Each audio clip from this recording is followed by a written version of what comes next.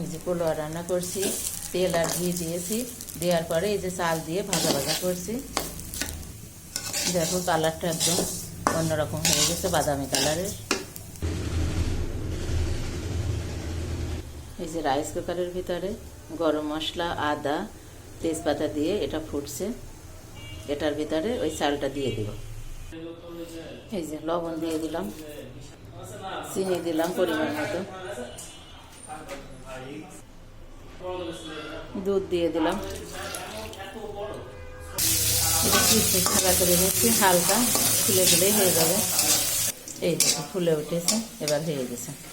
এই যে কিশমিশটা দিয়ে দিচ্ছি। একটু রস রস থাকতেই বন্ধ করে দিতে হবে, সুইচ বন্ধ করে ঢেকে দিতে হবে, ভাপে কিন্তু রান্না হয়ে যাবে।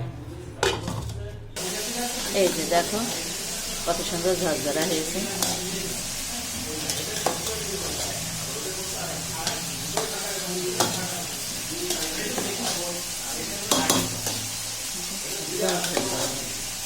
একদম সম্পূর্ণ নিরামিষ কিন্তু।